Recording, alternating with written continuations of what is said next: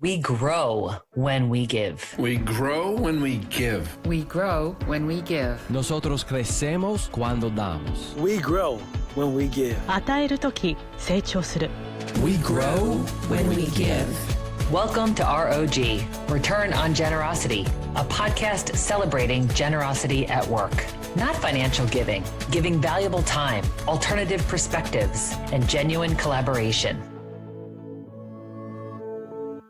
I think number one, putting in the work, as a human being, as an individual, but also as a unit, right? I think number two, it's like being honest in that, we're not perfect. And I think one of the things that I talked about earlier is just, constantly growing and create an environment where you can make mistakes, but that you'll always be loved, right? And I think for us, that's, my wife, and I think that's been one of the most important things is one, trying to be a unit, working together, but always knowing and letting our girls know that there is nothing you can do, or we will always love you, right? In any situation, we've told it whenever you need us, is it 2:00 in the morning, 3:00 in the morning, you give us a call. We're here for you, right? And there's nothing you could do. So I think for us, it's creating that environment where you can come to us, but we're always here. We're always going to love you. We want you to grow, and we're trying to do the same thing, right?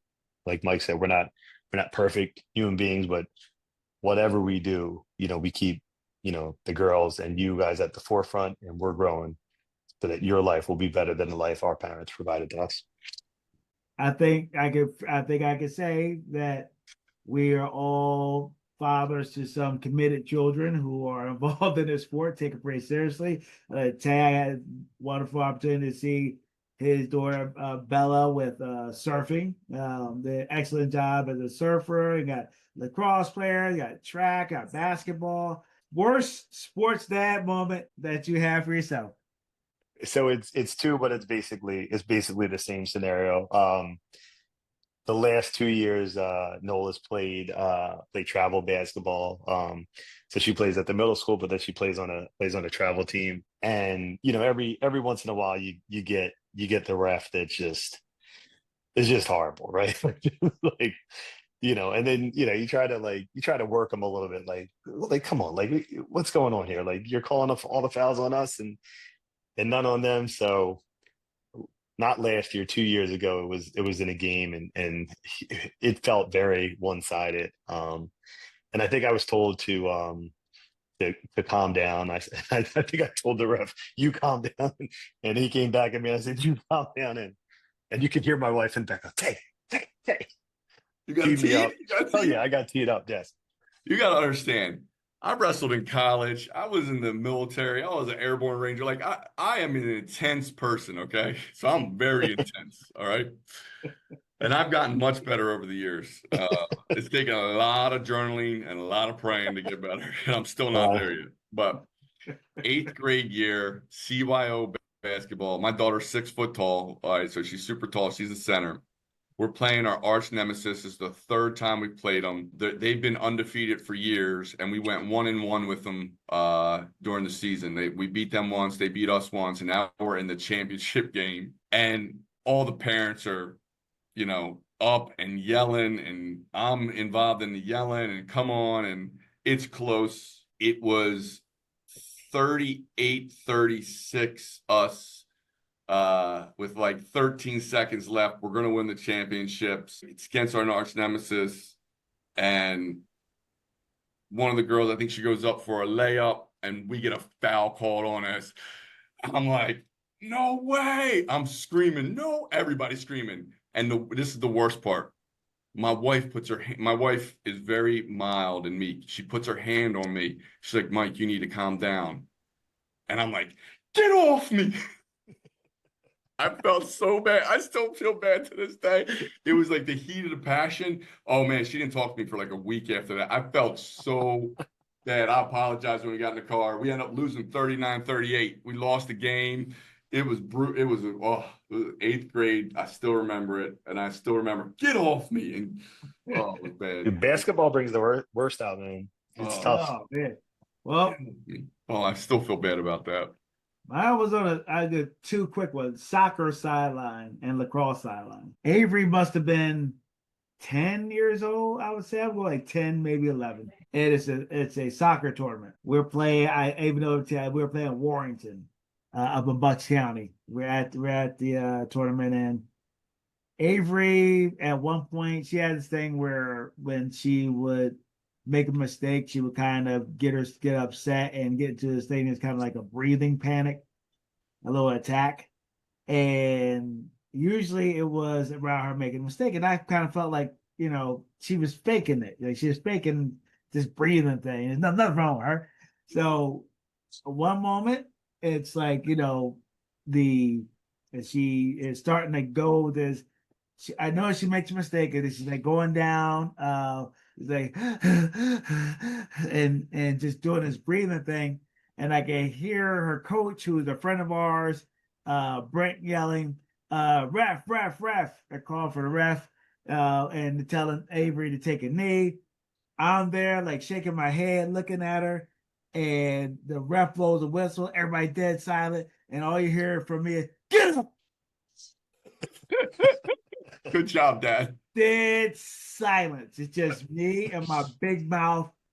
I was like, "Yep, that was okay. That didn't go so well," and that I it was dead silent. It was the loudest silence I've been a part of. Outside of some other moment, it was really loud.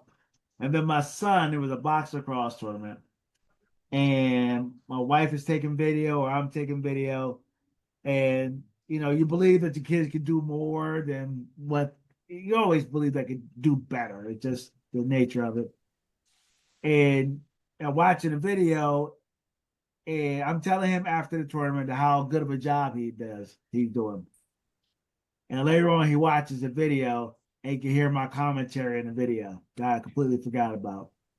And I came home to Krista telling me, he was crying as he was upset because he could hear what I'm saying in the background of the video. How do you show up for your kids when they lose on the field or off of it? I think first and foremost, love. Like, I'm here for you, safe environment, love. You can't, win, lose, draw. You're my kid. I love you. It doesn't matter. Like that's like so far removed. I think supporting them in whatever type of support they need, and that looks like different things. And I'll give you an example. My daughter takes her grades very serious. She doesn't take sports as serious as I'd like her to, but that's okay. She's good at sports, but she's really good at her grades. She played varsity as a sophomore in a basketball game against a rival that they had beat, and they lost, and she played awful, and she got pulled from the game, and rightfully so. She should have got pulled. And I was like, yeah, hey, that happens, but she wasn't herself. She wasn't playing herself, and I'm kind of asking her what happens, and she's at a phase where she doesn't talk to me really. I drove her into school the next day. She's still being quiet. She doesn't say anything. I drop her off at 7:10 in the morning. 7:15, I get a call from my wife. I'm not even home yet. Turn around, go get your daughter. What? So I go back to school. I pick her up. She comes in. She's at the nurse's office. She wasn't sick. Everything okay? Like, she won't talk to me. So we sit in a parking lot for, gosh, seemed like forever. I said, hon, you got to talk to me. What's going on? And then the tears fall, right? The tears fall. And you want to talk about what she thinks is a huge loss. She got a 78 on a test. Okay. To her, that was devastating. She got it the day before, the day that she got the grade, the day that she played on that basketball game. So she wasn't even thinking about basketball that whole time. All she's thinking about is a 78. I'm going to get a B in this class. I'm going to get a B in this class. And, as a parent, you have a lot of things that run through your mind at that point. And I think you talk about, like, when they lose, how do you support them? The first thing I was doing in the back of my mind, I didn't show this to her. I was laughing because I was like, I wish I got a 78 sometimes, but I couldn't do that. And I really had to comfort her. I mean, she was in distress like I had never seen her before. And being there for her, saying it's okay, telling her, write the teacher, we'll get you extra credit. Like, she didn't want to hear that the 78 was okay at that point. She wanted to hear that she was okay. She wanted to know how to pull that grade up. So we talked about writing the email, doing the extra credit. It's early in semester. You already got 2 A's in front. In the first marking period. This is the third marking period. You're going to be okay. Explaining to her that that 78 wasn't going to impact her overall grade as much as she thought, and she's not going to get a B. We'll make sure she gets an A.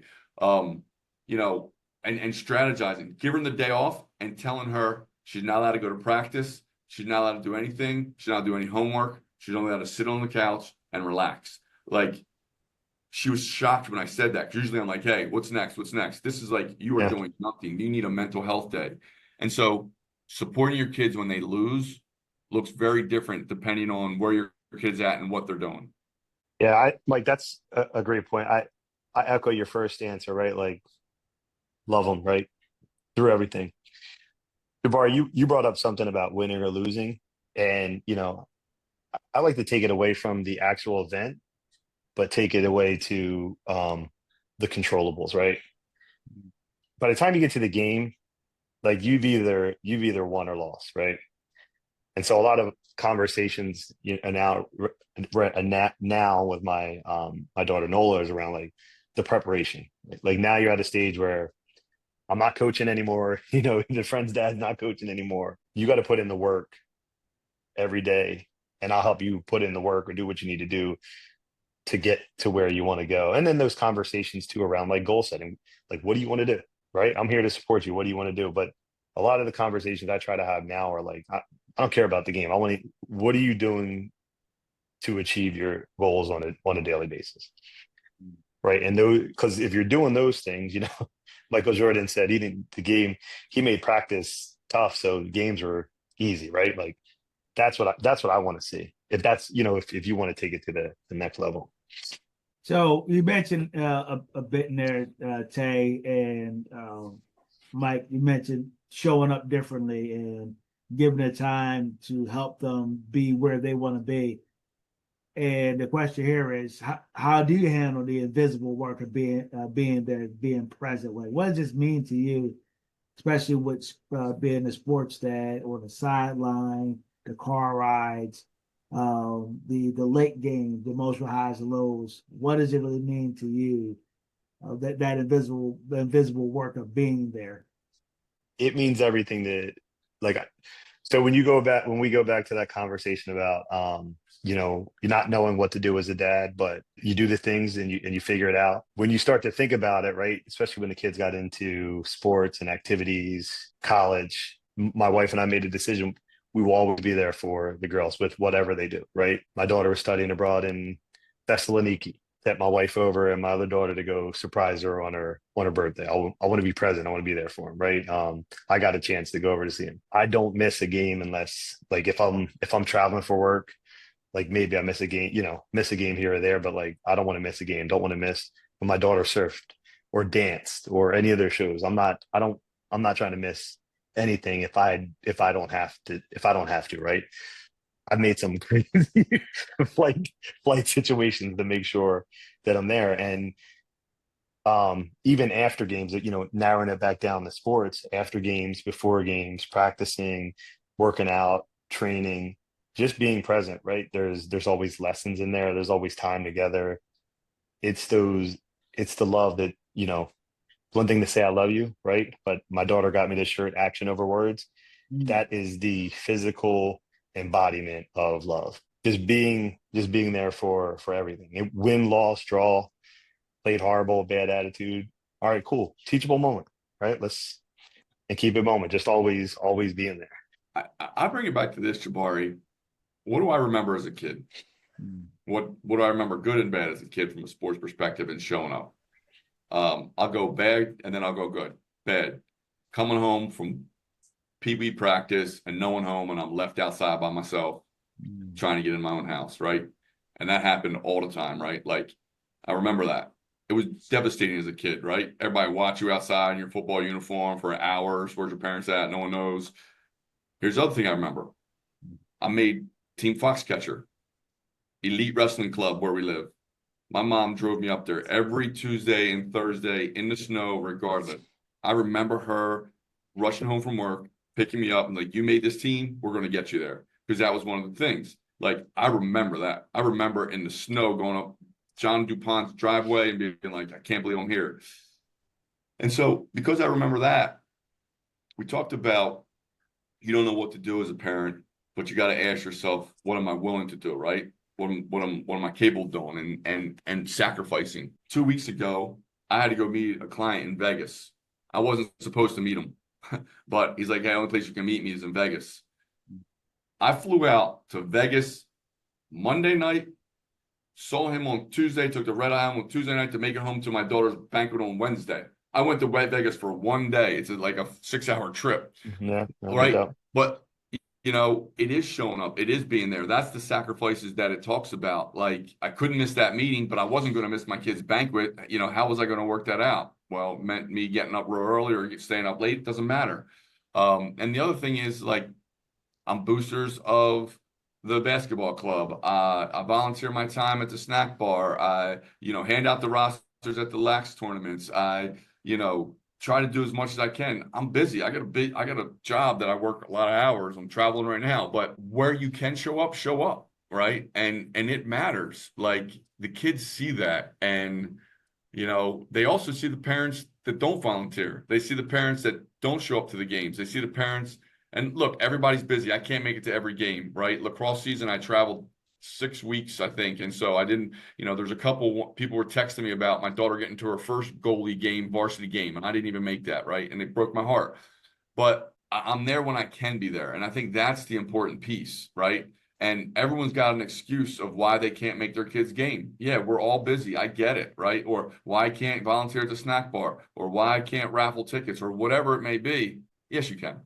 You figure a way out. Can't do everything, but you can do some things, I think this piece, once I hit, and it was before this time, but I listened to a podcast talked about about your life force, and when you hit 50 years old, you think about, at some point you're on the other side of the hourglass, right?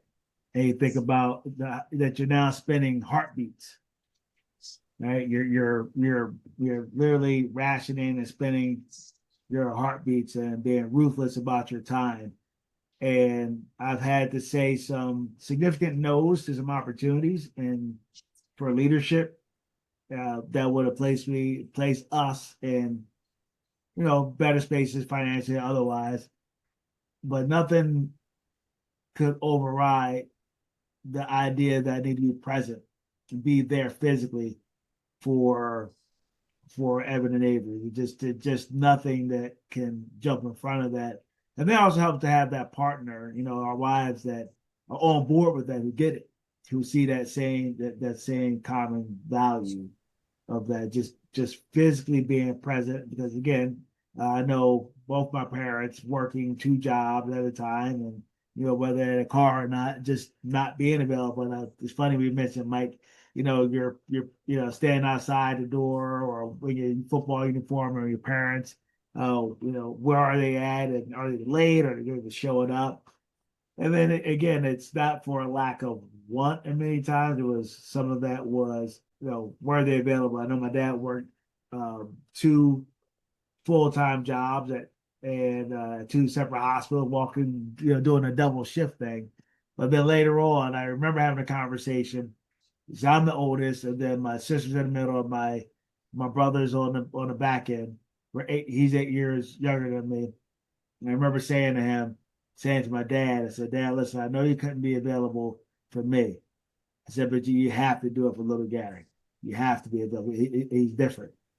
He was. My dad was able, he was older, but he understood. He was able to make himself available on those sidelines. And I kind of became a beneficiary of that, because I actually was coaching the same high school at the same time my brother was playing for. So my dad's in the stands cheering for my brother, and I'm a coach on the sideline. And Cool. So Cool. Yeah. it kind of connected the dots, but he was making all the effort to show up, and he became proud of the baby boy. But I was able to feel that and see and be proud of my dad for that evolution. Pretty cool. Yeah, it definitely made a difference.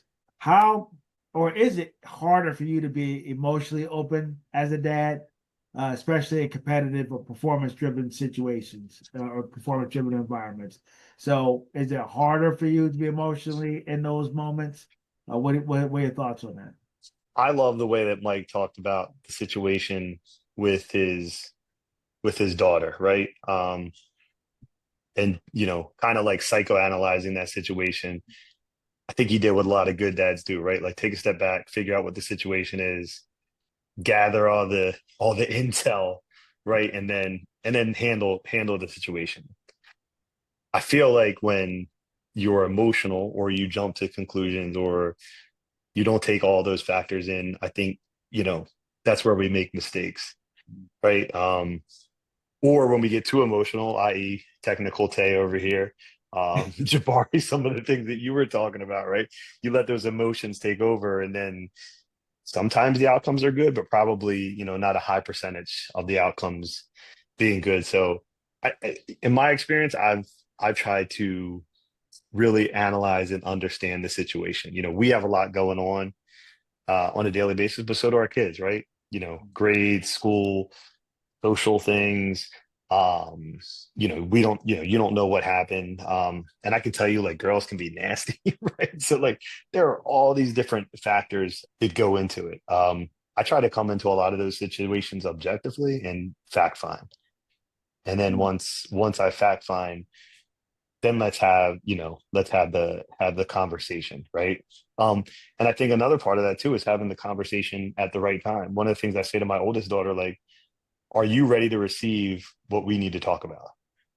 And if you are, then we can have the conversation. If you're not, all right, let's have it at another time. Because if you're not going to listen to me, I'm not gonna waste my breath. And then that situation now becomes even more emotional because you're shut down and I'm mad because you're not listening to me, right? And so for me, it's analyzing the situation, and then I think trying to bring the proper emotion into what's appropriate for the situation. I would agree, Tay, and I'll add a couple things on that. First of all, I think as a father, it's okay to be emotional and to show your emotions, right? Being vulnerable, showing how you care for their mother and, showing affection towards their mother, dropping a tear when a tear deserves to be dropped. And, you don't have to be stone faced all the time. Now, with that said, I do think when it comes to competitive situations, or high stress situations, you do have to read the room. I gave you the example of where my daughter needed some nurturing, right? Give you another example.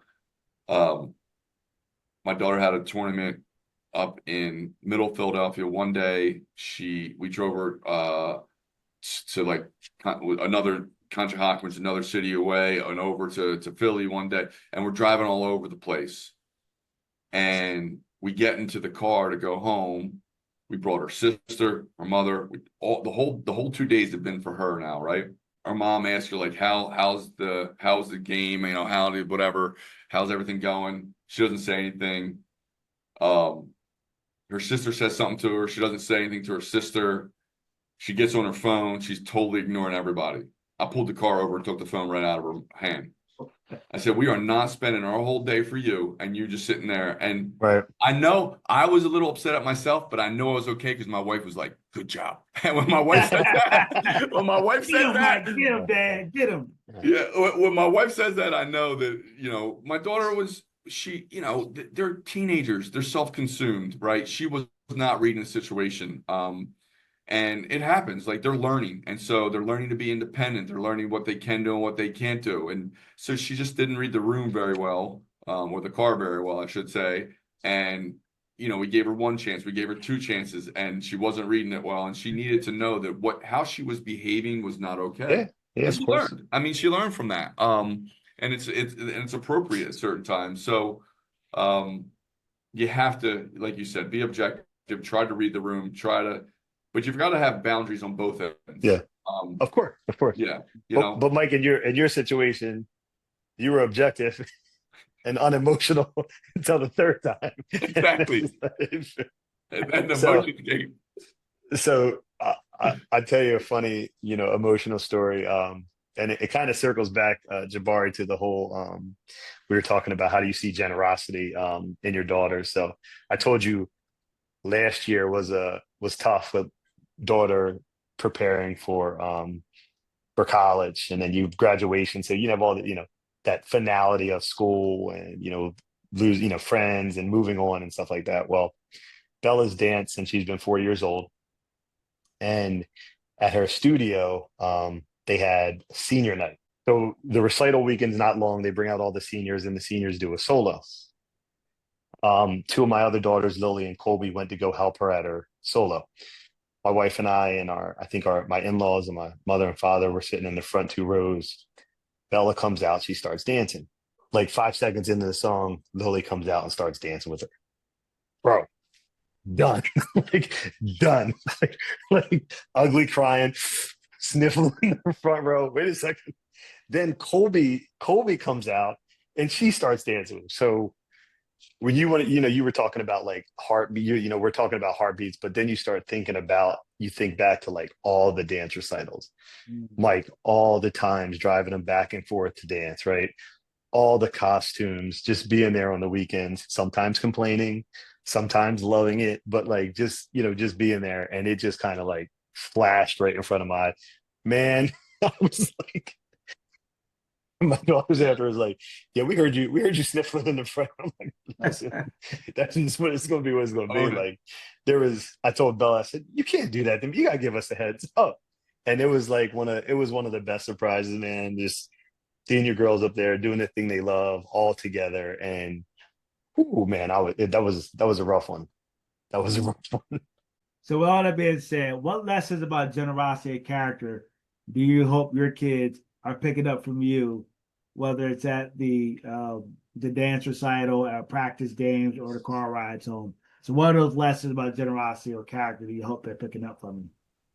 One, I hope they're learning that no one's perfect and it's okay to make mistakes. But I also hope they learn that, your attitude, your character, no one can take those away from you. And you determine what they're going to be. And it takes hard work, right? It takes intentionality. I hope they see that it's worth the intentionality. I hope they see that with a generous heart, you make the world better. Not just your core family, but truly the world, because your attitude is infectious, excuse me. It's not infection, it's infectious. But and I hope I've demonstrated that to them in a way that they see it, and they see a role model that they can say, I want to have character like that. I want to have kindness like that. I want to have generosity like that. I'm not perfect, made a lot of mistakes, but in totality, I hope they say, he worked hard. He was a good role model, and I'd like to model myself after him, because he made the world a better place. I hope that's the legacy I leave, and I hope that's what they take away from it. And if they do that, then I feel like I've been successful. I think what I hope is that my girls learn what generosity is through what they've seen me be as a husband, and a father, and a friend. I think a lot of people in the world try to hold on tight to things, and I try to be giving, right, of my time. Treat people with respect, treat people kindly. It doesn't cost anything to be nice, right? It doesn't cost to care about people, and you do have to take care of yourself. But I just think if we treated more people with love, and kindness, and warmth, then I hope they see that from me, and that they try to do the same. And I hope they also look at and understand the sacrifices that my wife and I have made, for them, and maybe one day when they have children, they try to do the same for their children. One time, a guy that I played football with in college said, his goal was to take what his parents did for him and make his children's life better. kind of that concept of always standing on the shoulders of those before us, right? And I know what my parents invested in my brother and I, and that's what I'm trying to invest in my kids, so that they have opportunities for their children, and I hope that's the legacy that I leave for them. Recently I've been seeing some reels, not sport real, but these parents, whether it's been Instagram or YouTube, whatever, but these reels, it's almost this idea that travel sports, club sports are ruining families. The travel sports are ruining families and tearing families apart. Is there a moment recently when you felt like this is why I do it? A snapshot to remind you that this is all worth it. The travel sports, the dance, the swimming, the wherever it may be, how you spend those times. Is there a moment you can think of where you think about this is all worth it? Snapshot. I think there's a lot of moments, a lot, not just one, but a lot. I'll give you an example of one. And I'll give you for each of my girls. So one, I think, that, Jabari, my daughter was playing with a very elite lacrosse club. She had played for the team 3 years, I believe, maybe 4 years. She was doing what I thought was pretty well. And unbeknownst to us, out of the blue, it was unexpected. She didn't try out for any other team. She was devastated. We were devastated. It was a hard moment. Happy to say she's playing with a different club and doing very well right now. But you talk about a moment where you say it's worth it. The same year she tried out for AAU basketball for an elite AAU team. There was already 11 girls on the team. They had 40 girls try out. They took one girl to make a team of 12, and it was my daughter. And she would have never had that tryout. And the way she tried out, she came out with vengeance. She's like, last time I didn't make tryouts here. If I'm going to try out for this, and that team helped change her, not just from a confidence perspective, but she made some of her best friends on that team. She's still friends with that team. They won 4 championships together. Like, we have memories with that team that we'll cherish forever, but she would have never made that team had she not had that cut. And so that's a life lesson that she learned through travel sports. I fall like I go back and forth on this argument, right? Just because part of me feels it's a business, right? Yeah, that I agree with. It's a business. And we've had some experiences where either, our daughter's been like recruited to come play for a team, or, do this or that. And it felt very slimy, right? And then you see with some of these organizations, they promise you the world, and it's like, they promise you the world, and you're like, oh, you're going to go D1, right? Like, she's 12, right? Like, what are you talking about, right? Like, she's going D1. Okay. I think to some extent, right? Like, I mean, I was at a gym years ago where they were doing like, we're gonna improve your kid's 40 at age 8. Like, what are we doing here, right? Like, what is happening? But I will say, to Mike's point, when I take a look back at like all the activities that the girls have been in, my Lily played club lacrosse, and she only played for a year, but we had a blast, man. We did the tournaments in at Hershey. We did the tournament at Lehigh. Like, we still, like, one of her girlfriends was over a couple weeks ago. We still laugh about that tournament and like how much fun it was. Like, me, Colby, and those two girls, we had a blast, right?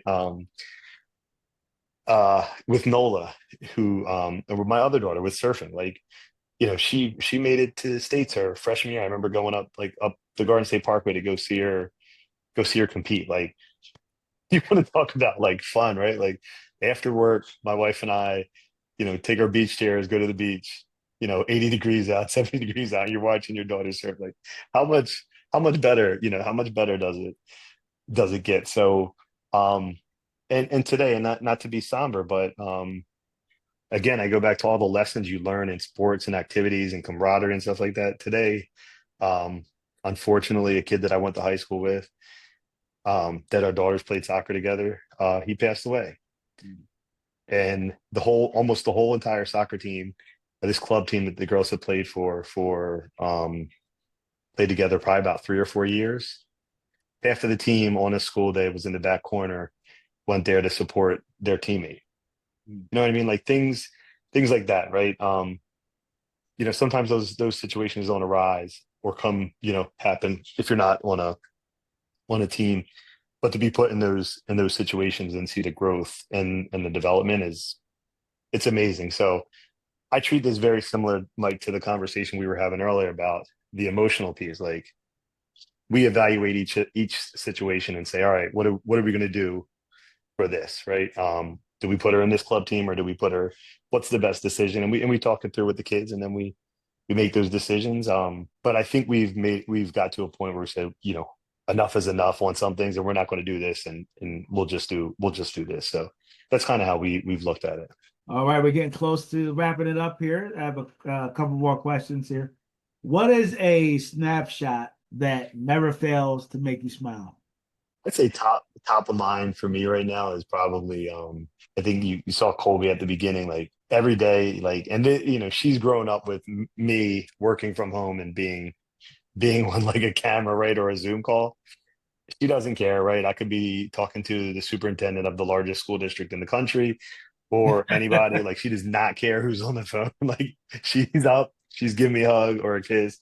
She's saying hi to whoever's on the other side and like it cracks me up, but it's like, but I heard somewhere that like if your children are allowed, like you're doing a good job as a parent because they have a voice, right? So like she just comes in like, this is my house, right? Like, and so I love that, but it makes me smile because she's just like, it's Colby, it's my world, and I'm giving you a hug and a kiss and saying hi to whoever's on the other side. So that puts a smile on my face. So a couple smiles on my face. My daughter, so I'm always the first one up in the house. All right, 99% of the time, I'm the first one up in the house. Once or twice I get beat, but my youngest daughter is usually the second one up. Every time she gets up, first thing she does is comes find me, gives me a big hug. And I love that. I love that. Oh, that's awesome. Yeah, it's awesome. And she's still affectionate, right? And at 13, I love it. I love it. Soon to be 13, I should say. And then she and I race up the stairs at night to see who can get to her bed faster. And I let her win, Awesome. but don't tell her that. I let her win, but that's great. With the oldest, it's very simple because she's not a young lady with many words when it comes to me at this age. But it's when she gets out of the car at school, when I take her to school every morning, it's "I love you, Dad," and that means a lot to me from her because I know that at that age that's a lot to say, for her, and so that means the world to me. It always puts a smile on my face, and it's worth a 8-minute or 9-minute drive back and forth, 20 minutes of my day or whatever it is, and so I would say those things make me smile. I want to echo Mike's comment about driving daughter to school. I'm fortunate enough right now to drive Avery to school every day. And I'll tell you what, Mike can say I'm going to miss it when she drives herself. I'm going to miss it that, 7 or 8 minute drive I get to have in the car in Caroline. She gets in, she takes over the music. Give me the aux. Give me the aux. Yeah, so she takes it over and just to see how she's become her own person. And then there's another moment between her and Evan. Every time they walk away from each other, go away from each other, when they get ready to start their school day or go to practice, they both say "I love you" to each other. Oh, that's awesome. And I get to hear that, and those are beautiful moments. And then I think we're all three of us, I think we all agree. I think the fact that you pull up to your home and to know that you have people who still love you no matter what, especially your wives, they like you, they love you. Love you and like you are two different things. And the fact that they like you and smile, they're still smiling, they're happy to see you. And your children, man, that warmth that you get is amazing. And I failed to say this earlier because I want people to know why it was so important to have Tay and Mike. And unfortunately, we weren't able to have our friend So on here with us at this time. I would start with Tay. Tay, I've known you for a long time, and the fact that no matter no matter whenever I call, you pick the phone up, or when we see each other, it's like you pick up right where we left off, and it's just I feel valued. And 96, 97, Jabari. yeah, man, it's been about that. Yeah, about that. And Mike, same thing. We caught up with each other as we are both early trying to find ourselves in our career. Remember that cornerstone? I do remember. Right? Yeah. I was taking my master classes at St. Joe's, and but then Mike is always showing up and making sure people are squared away. And I'm just, again, I said it earlier, when your circle is your mirror, and I'm proud, honored that you guys reflect all that I want to be and continue to evolve into, and even my man Sel, who's not able to with us right now. We spend enough time around him. It's just someone who just exudes peace, and that things are going to be okay. And my man, he's in our prayers. So I thank you guys for being a part of this podcast tonight, and giving up your time, and just keep being you. Thank you. Thanks, Jabari. Good luck tomorrow, Mike. Yeah, thank you. Same. Thanks, everybody.